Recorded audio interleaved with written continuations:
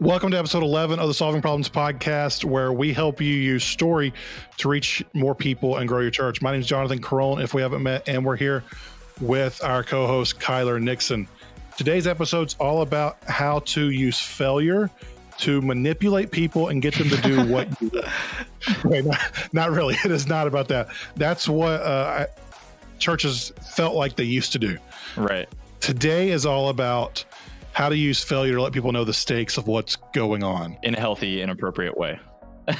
In a healthy, appropriate way that actually makes them want to move to action and not feel guilted to action. Right. Without stakes, no one really has any reason to do anything. And because of that, we occasionally have to talk about failure, even though, Kyler, you're the most unconfrontational person I've ever met. Right. But even you have to talk about failure occasionally. Right. Yeah, definitely. We have to talk about the stakes. We have to let them know, hey, here's what's going to happen if you don't do this. And it kind of sounds like a threat when I say it that way. But Drew has some phenomenal, really practical ways that you can talk about failure in your church. And that's why he's on this episode. And I am not, because he's much better at talking about failure than I am. The way Story Brands describes failure and using failure is that if we're baking a loaf of bread, the success of our character is our flour. We want tons of success. That's the hope dealer. That is, God has a great plan for your life and all those things that we talk about all the time. Failure is our salt. We want just enough salt to make the bread taste yummy, but not enough to make it taste terrible and turn people away. Mm-hmm. So speaking of bread, I worked at Olive Garden when I was a freshman in high school. I was like so excited. My first big boy job. Right. And at Olive Garden, when you are there, I don't know if they've changed this, but you can get like half off meals at the end of your shift, basically. So I'm getting like $5 like chicken Alfredo and all this stuff. Well, you prepare the meal yourself. So the cooks will make it for you, but you grab everything, all the sides and all that type of stuff.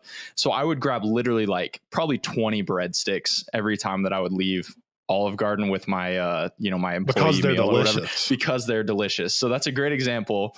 You need a lot of flour and you need a little bit of salt, because the Olive Garden bread is right, like just salty enough to make you want a bunch, but then not salty enough that it turns you off. Right, exactly. Yeah. That's failure. That's how we use failure in story and in our churches to connect with people. We want it to be just enough to taste good, to move people to want to do something else. And the problem is, in the churches of yesteryear, we talked about failure way too much, and the bread became too salty. It was all hellfire, brimstone. But the flip side of that has become, in 2019 and beyond, we don't talk about failure enough. It's all, God has a great life for you in Jeremiah 29:11. And it's just, we never talk about sin. We never talk about the stakes that if we don't move to action, if we don't put our faith in Jesus, there are real consequences. Right. Well, and even being a Christian is not easy. Like if you're doing that, like it's challenging. And so I think we even need to talk about failure as being Christians and, deciding to be a Christian or following Christ, whatever that looks like. Sprinkling in a little bit of failure along with the success is a really healthy and a good way to just really talk about what you're, trying to accomplish and really share that failure and that success at the same time.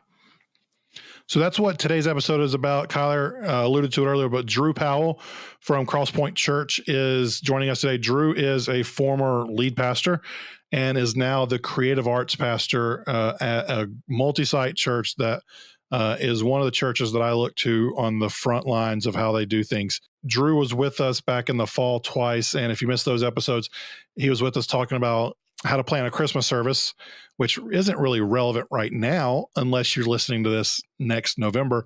And he was also did an episode with us about how to plan events and communicate events so that people actually want to show up. So that was a really good episode if you want to go back and listen to more of Drew after this. But we're going to bring back the dance music, and then Drew will be with us on the other side of that.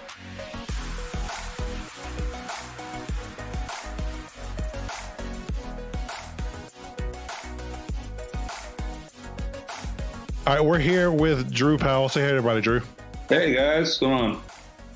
Hey, so let's go ahead and jump in. because today's a little bit of a bigger topic, more theoretical than some of our other ones.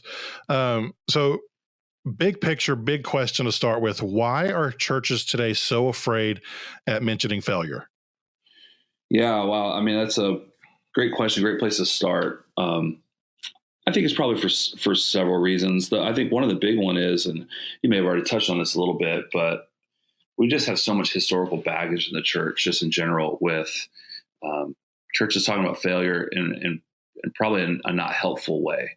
And so I know there's a lot of churches, even in the church I serve at in Crosspoint, we know hope is such a big part of what we do and what we're trying to bring to people that sometimes it feels like if we talk about failure, we're going back into maybe the old school style of communication where it's more of the, wagging the finger and kind of shaking your head at people and saying, you got to get your life right or you're going to go to hell type stuff.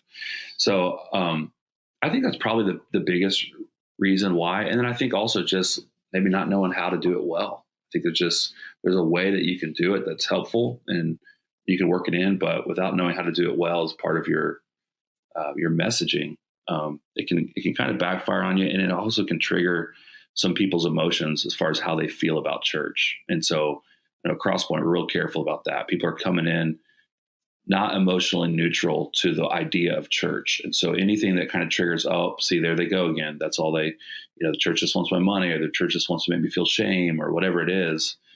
We try to steer away from that. So it is a tough kind of tension to manage. So one of the things you said there is that we've done failure in a bad way before. And I think we don't want to come across hellfire brimstone of that, but we know that with no stakes there, no one will be moved to action. So as we think about this, like, there are really two areas where we can talk about failure. We can talk about it in our preaching and our teaching, and we can talk about it in our announcements. And there's been a trend. Yeah. You hit on a little bit in our preaching to be the hope dealer, to encourage people, which in our world that's important. But I think that hope that we're bringing to people, when paired with a little bit of failure to let people know, like, hey, this is what's really going on, or this is what's at stake, I think that makes the story of the gospel that much stronger. As someone who preaches or teaches regularly, and you've got that in your background, what does it look like to actually sprinkle in failure into your sermons a little bit? Yeah, it's hard, and I think it's hard specifically for me. I'm an Enneagram 7, which just means that we don't like to feel pain or focus on the negative side of things in general, anyway. But you said it perfectly. The fact of the matter is, we have to help people know that there's a real enemy. There's a real devil that is at war for our souls and for our marriages and for our kids, and wants to keep us trapped in addiction and all those things.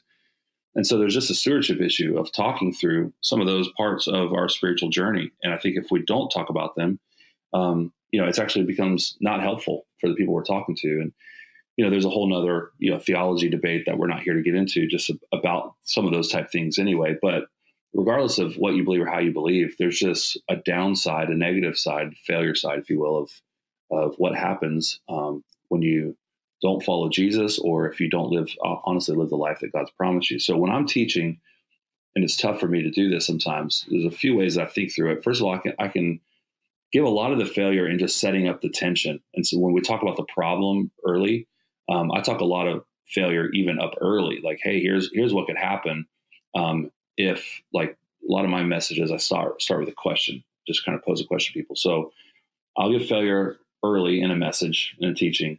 But the main way that I use failure in a teaching is I personalize it.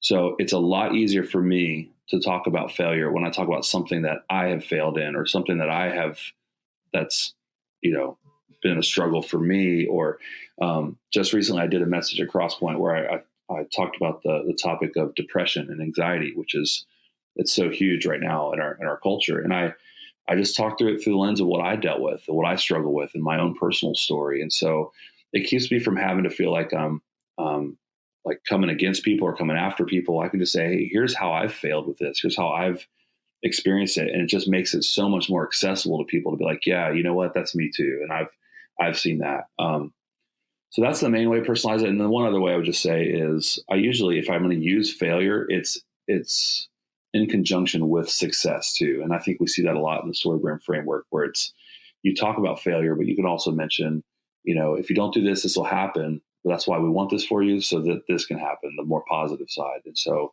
I try to, whenever I can, to bookend it to where even if I say, you've got an enemy that's at war with your soul, but you have hope in Jesus or whatever. I'm just kind of giving general examples, but if I can close with success, it helps me hit the failure part, but also still keep the hope piece in there. Does that make sense? Yeah, absolutely. And I think that's the piece of we say over and over that the failure is the salt. We don't want too much of the salt. Right. We want just enough. And I think you kind of hit on this, but one way, whenever I've taught to sprinkle in that failure, for example, like God hasn't given us a spirit of fear, but without him, it's really easy to live a life paralyzed by fear. If without trusting in Jesus on trying to do it on our own, we're going to be fearful. So he's telling us through him, we don't have to be fearful. So like you said, it's almost like a failure sandwich. We put the success on the front end, we mention the failure in the middle, and then we put the success on the back end as well, because we want people to have that hope. We want them to come out of listening to us with the part that sticks with them being Jesus is the answer. Jesus helps me get to this place, not, oh my goodness, I'm going to be fearful everywhere, or I'm going to have anxiety. But we want them to know that if he's the answer, what's the question? Yeah, that's exactly right. And you nailed it, because I think if we obviously we set up a tension, set up a problem for people, but they have to know, especially people coming into church, they have to know, hey, this is a problem, and this is what's going to happen from a failure side if we don't address this problem. I mean, if you think of it very practically, if we don't do that well, we're not actually helping them. And I think, the great preachers and teachers that I look up to do a really great job of exposing an area or problem in my life that I might not even know exists yet. I mean, that's part of the issue of preaching and teaching. The first, quarter of your message is just exposing a problem that they didn't think of and saying, if you don't get this fixed, here's what's going to happen. This is why your life will continue to, you go down the list. You continue to struggle in addiction, or why your marriage might continue to struggle, or all those things. And then you offer them the solution, and so I think you nailed it perfectly with that. And I like the failure. You said, what did you say? Failure sandwich, success sandwich. Failure sandwich, man. That's because at the end of the day, we do want people to leave with the hope of the gospel, and that's what we want. We don't want anybody leaving, hanging their head. But you said earlier, they got to know what's at stake. If you don't do this, I mean, there's some real life stuff at stake. And actually, this summer, we're going to do a full episode on preaching using the story brand framework. But as part of that, you just mentioned a second ago, when we first start the sermon, we have to let people know what the stakes are, and then we have to escalate those stakes. So that right there, with what the problem is, escalating the problem, that is enough failure in a lot of cases. We don't have to sit there and harp on it over and over, but we have to at least introduce some form of problem, some form of failure, or else it's not an interesting story. Yeah, I totally agree. And I do put a lot of, if I'm preaching specifically, I do put a lot of the failure even on the front end and setting up the tension. Because like you were saying, a lot of people come into church and you can't assume that they're walking in. I mean, you do have to use the first 5 to 10 minutes to unpack a problem that they might even know exists yet. I mean, you almost have to prove there's a problem first, and failure is a part of that before you even go into your text. And some of the great communicators do that. It's like, oh yeah, I never thought about that. I didn't know I had that issue. I didn't know. Now I'd love to know what the solution is. And so a big part of me is just proving in the first 5 to 10 minutes of the message that this actually is an issue. Here's how it could impact your life negatively, but don't worry, because the scripture has something to say about that. Hey everyone, I want to take a quick break real quick. Drew did not ask me to do this, but I wanted to do this for him because I like helping people who have helped us. Recently, Crosspoint, the church Drew serves at, released a 4-track worship album. You can find it on iTunes, on Spotify, everywhere you want to get. Go to crosspoint.tv/music for all the links. They've got track listings. They've got chord charts. They've got lyric videos, behind the scenes videos of why they wrote a couple of songs they did, and all the things that you can do. They've even got some tutorial videos so that your worship team can potentially start playing these songs in your church. Honestly, I've been a little frustrated with church music recently. I feel like it's been too focused on us and how we feel. And this album is 4 songs that point directly to Jesus, point directly to who he is and what he's done for us. And I absolutely love the album. So that's why I wanted to do a quick minute-long plug for that. So crosspoint.tv/music to find all the details on where you can get that and start listening to it when you're done with the podcast. But back to Drew's interview. Let's shift a little bit and look at our announcements, because not everyone listening to this is a teacher on the teaching team, but most of us have some form of communications responsibilities. So when we're announcing things, so this could be on social, this could be upfront announcements, it could be in email blasts or whatever. We don't want to focus on failure, but we have to let people know the stakes. So what does it look like to talk about failure when you're promoting an event? Yeah, it is really important. Like we said earlier, it's something that a lot of times we leave out because we don't know how to do it well, and because we're hyping so much. We're always talking about, oh man, if you come to this is going to be so amazing. You got to come. And that's a big part of why StoryBrand actually helps with announcements specifically, because it actually helps you make them the hero, talk about a problem they have, and it gets you a little bit out of the hype business where you don't feel like you got to hype everything. You're actually just meeting a very real need for someone. And honestly, if you're not meeting that real need, then you probably should evaluate the event. And so it kind of helps you kind of put the event through that framework. But I would say, we talked about this a little bit last time, but for us, we love to use a lot of humor when it comes to failure. Humor is a way that disarms some of the failure stuff. We can still tell some personal stories about how you failed, but especially in the announcements, I'm trying to think of some real-time examples. I'm actually doing the announcements this week. We're talking our Connect event at the beginning of the year. We're trying to get people, connected into the life of the church. We're trying to get people into groups. And some of the failure we can talk about there is even some of the past history that they've had with bad group experiences, or even talking through, hey, we know that we've got a larger church here. How do we make a large church feel small? Well, if you come to Connect, if you get involved in a group, that's the way that you can do that. And we'll talk through failure things like, man, we don't want you to come to church and not have anybody sit with. That would be a good example of failure. So if you go to this will help you from feeling alone at church. And, some of the empathy, if we understand we're a big church, and part of the failure of that is you can get lost right here in our own lobby. We don't want that for you. And so if you'll come to this, it'll avoid you feeling alone. It'll avoid you feeling like you don't know anybody here.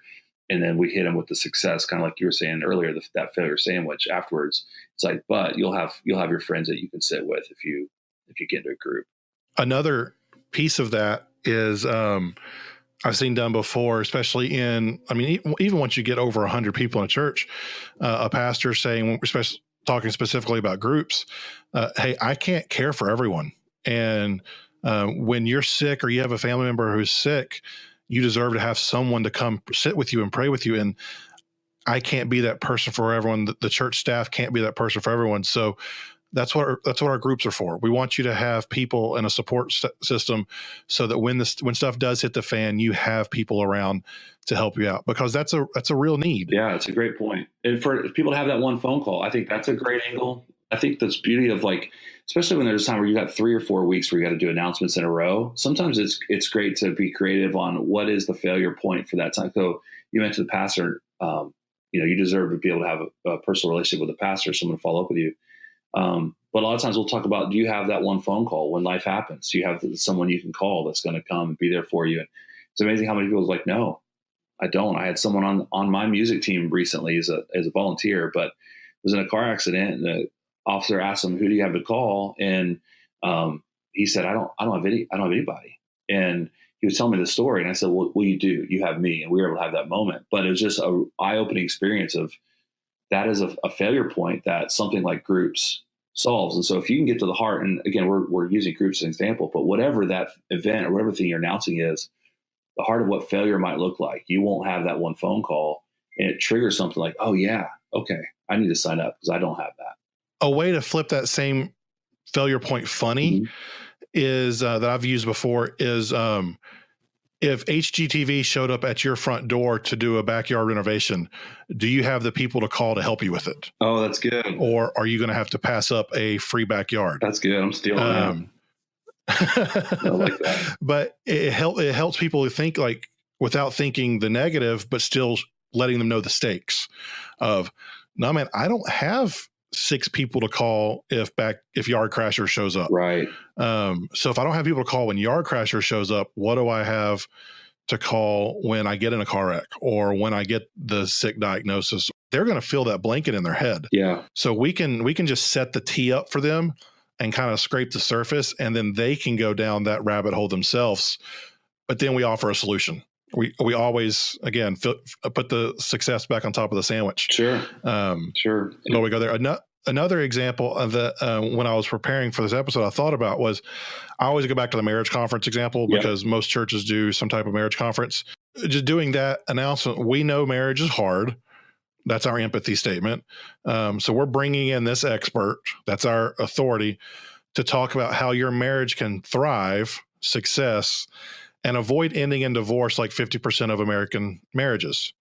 That's the failure. Like we want you to thrive. We want you to thrive because we know marriage is hard and half marriages end in failure. If we just said we want you to have a thriving marriage, okay, some people will show up for that. But if we say we know marriage is hard, I mean, yeah, it is really, and we want you to avoid divorce, that's in the back of a lot of people's minds when they're nowhere close to divorce. So you're just pressing a pain point they already have, and pressing that pain point moves them to action. Yeah, I love that example. And you can even flip-flop those two, honestly. I mean, you could go, using your same example, talk about how your marriage can avoid ending in divorce and thrive. Like if you want to do your failure sandwich, you could move the success to the end. But what I love, like what you did is you made me think, but you depersonalize it as well. Well, you didn't get up and say, hey, if you don't come to this marriage conference, your marriage is going to end in divorce. But what you did is you said, you gave a stat, you gave some data. And I think that's a really creative and clever way to use failure. If you can give people some cultural stats, hey, 50% of marriages end in divorce. Now you're not saying yours is, but they're already personalizing that themselves and internalizing it. Right. And so that's a great way to use failure with data or stats. Or did you know that, 80% of the population say that they feel alone most of the time? I made that up, but still the idea is, oh yeah, I'm in that 80%, but you're not using failure as a weapon. You're using it to expose this problem or what would happen if you don't engage in this marriage conference in your example, which I think that's a brilliant example. I think your last statement, we can end on this one because I think it's so good. You said not to use failure as a weapon. And I think in the past, churches have used failure as a weapon. And that's what, going back to the beginning of our conversation, that's what has burned so many people. And that's why so many people are now afraid to use failure, is because in the past it was weaponized. But if we use failure as salt, as just a piece of the story, then people know the stakes. It's not attacking them. Yeah. And I think every single leader needs to, we have to soul search and say, if we're doing this event, if we're doing this message, whatever it is, we're not going to use failure as a way to manipulate. And that's what people have felt from the church. It's just a reality. And so we have a great challenge and really great opportunity. We still need to use failure, but we need to do it in a way where we're saying, hey, this is something we want for you, not from you. And here's what could happen to you. And the reason why I'm telling you this is the same reason why I would talk to my children and tell them to not play out in the road or not play in the street, because man, I love them deeply and I want to see them successful. And like you said earlier, here's what's at stake. And so because I love you, I'm going to let you know what failure might look like, but I'm going to do it in a way that makes you know that I'm not trying to manipulate you. And I'm not trying to shame you, but I really have something here that I think is going to make a difference for you. Man, that's really good. Thanks again for being with us, Drew. We appreciate everything you bring to the table. Yeah, man. I love what you do. Keep it up. That was Drew Powell, creative arts pastor at Crosspoint Church in Nashville. That's it for this week on the Solving Problems podcast. If you haven't, go ahead and subscribe, rate, and review us. We'll be back next week with Wes Gay, his first time with us this season. We're going to be talking about, it's actually going to be a really fun episode. We'll be talking about naming events in a way that isn't confusing. And we're going to have some fun playing around with some of the worst name events we have ever heard. That's it for this week. We will see you next Wednesday. We hope you have a great week.